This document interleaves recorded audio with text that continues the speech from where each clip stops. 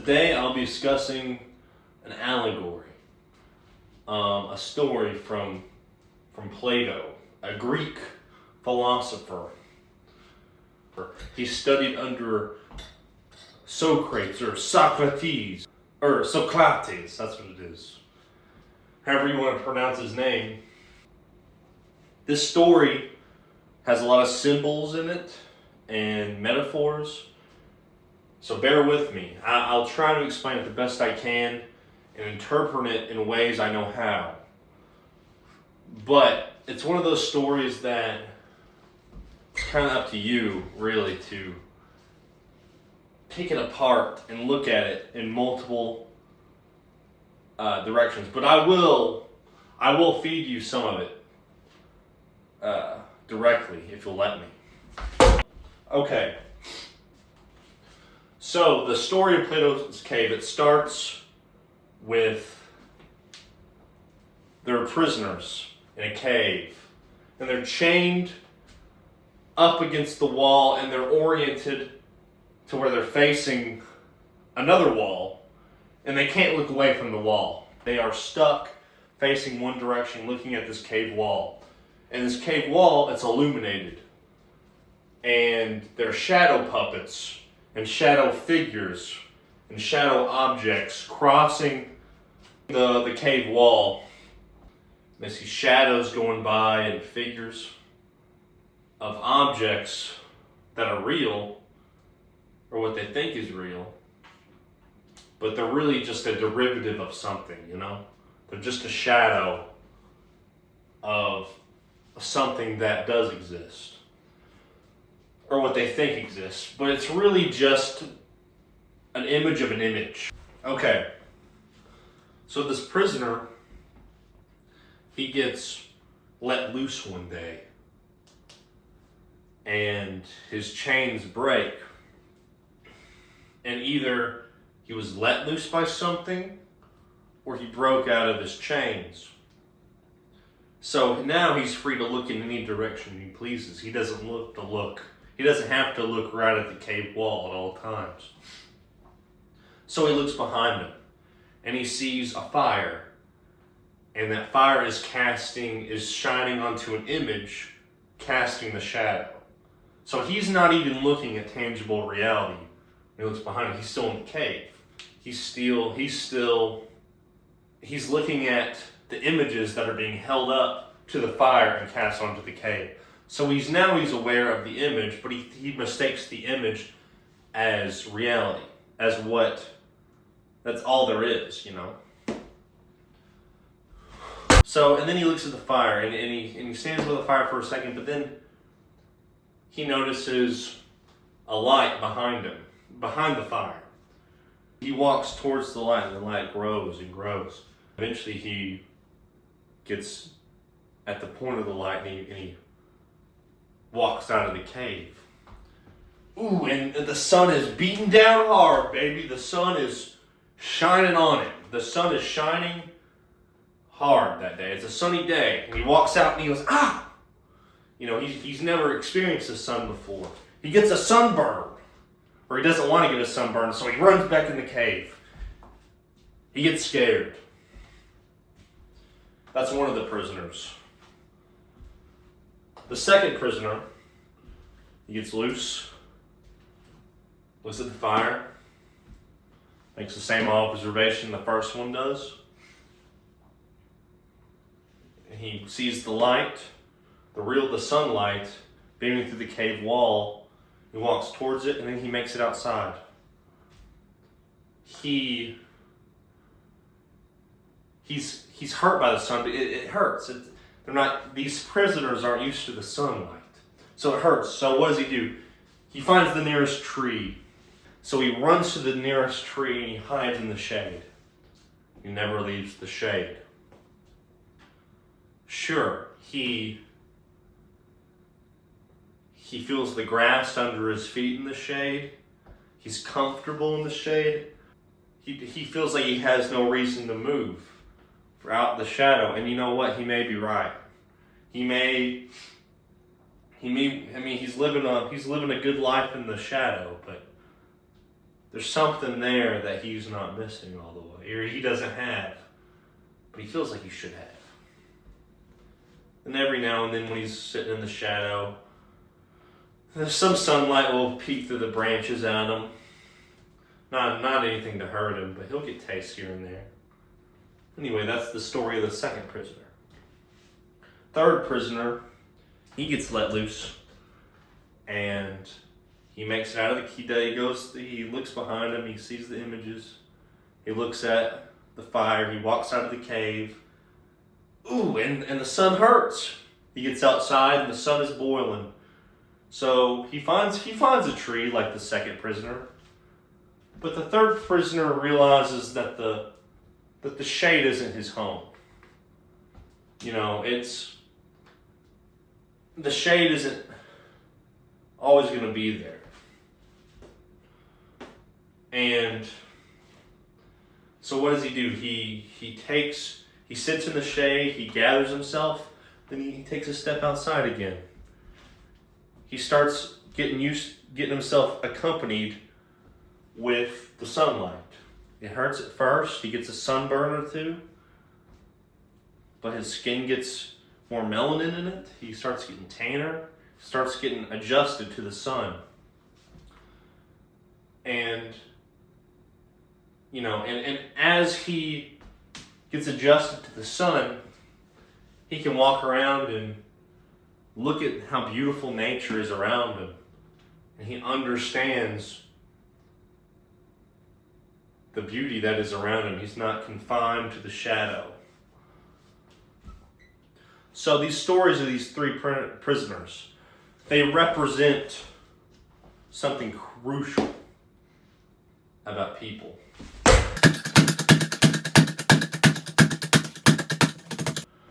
What these symbols represent and what this story represents is the cave, or the cave wall specifically, that represents the distorted, derivative reality people live in. And concrete examples of that in the real world would be things like, social media, modern politics, surface levels, shallow ideas that, a lot of people share. This material, the material world in general, like, ooh, McDonald's dropped new spicy nugs? Yummy! Wendy's has new saucy nugs? Hopefully they're better than the last time. Crap like that. That's what I mean. The shadow on the wall, bullcrap advertising.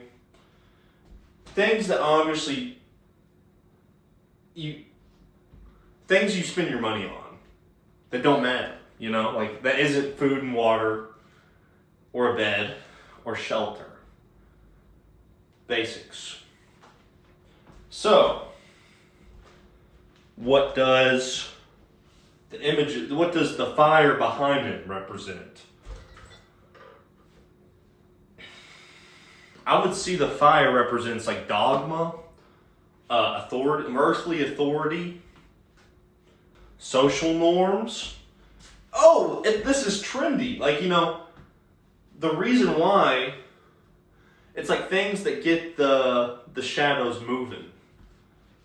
Then they flicker. It's like trend. It's trending. She's doing it. I have to do it. Oh, he's on it. I better be on it too. It's like stuff like that. I feel like that's what the fire represents. Or like dogma. Everybody treats as fact because like appeal to authority. It's like just because my teacher said it makes it true. Just because my professor said it makes it true. Just because my government said it, it's true. Just because my doctor said it, it has to be true. Well, it doesn't have to be true. So that's what the shadows and the fire inside the cave mean. What happens when you walk out of it? Ooh! You walk out into this outside of the cave and it hurts. That sunlight, you don't know what it is, but it hurts. Ooh, So you find a shadow. What does the shadow under the tree represent? It represents, you have it together. You have a stable home, you have a family, you have friends, you have good relationships. Maybe not perfect relationships, but you have them. You have a car.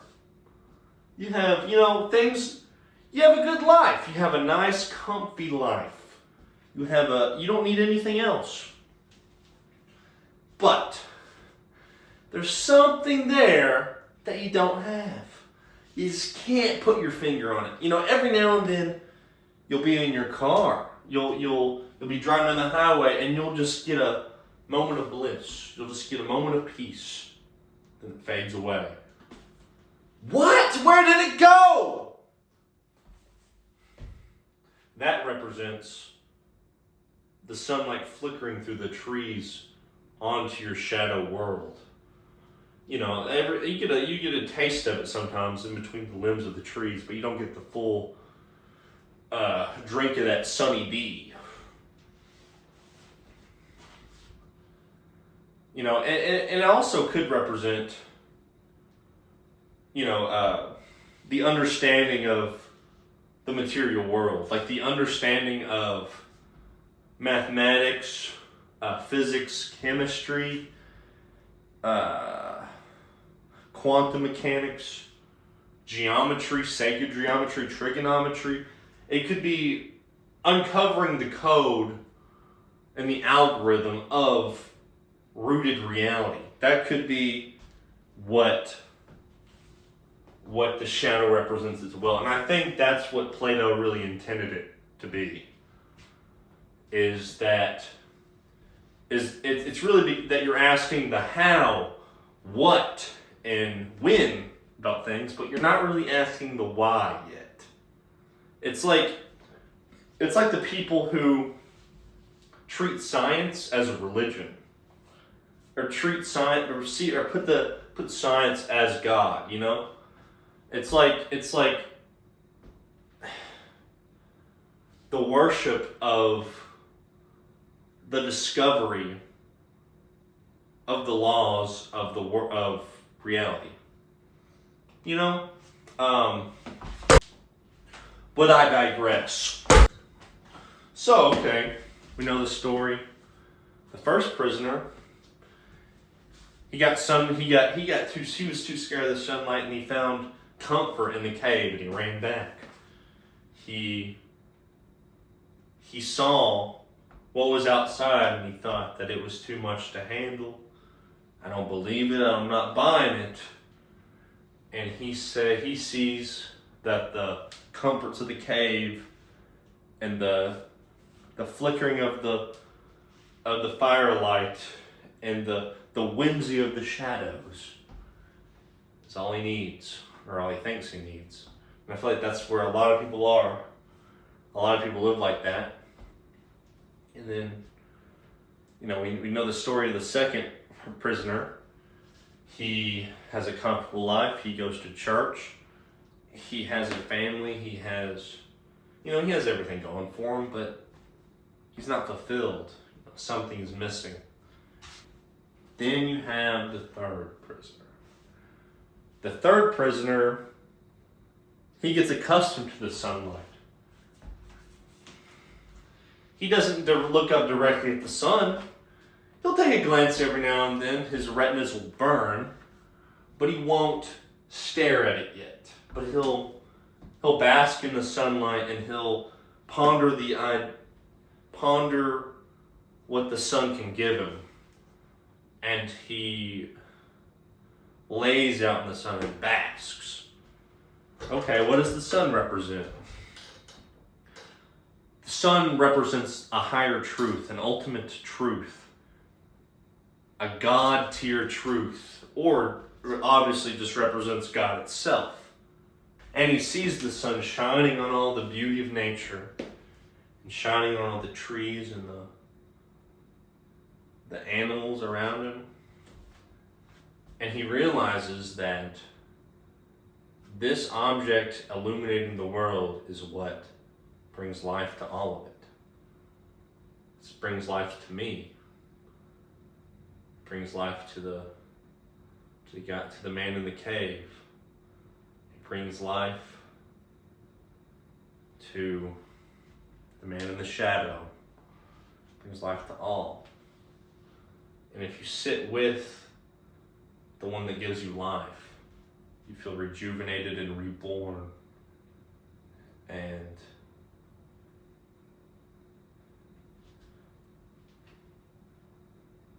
fulfilled.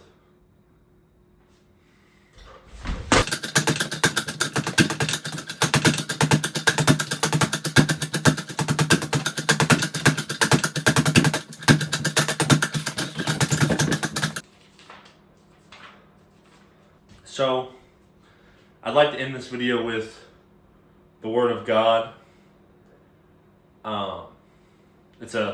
It's from Romans chapter 1, verse 20. For since the creation of the world, his invisible attributes are clearly seen, being understood by the things that are made, even his eternal power and Godhead, so that they are without excuse.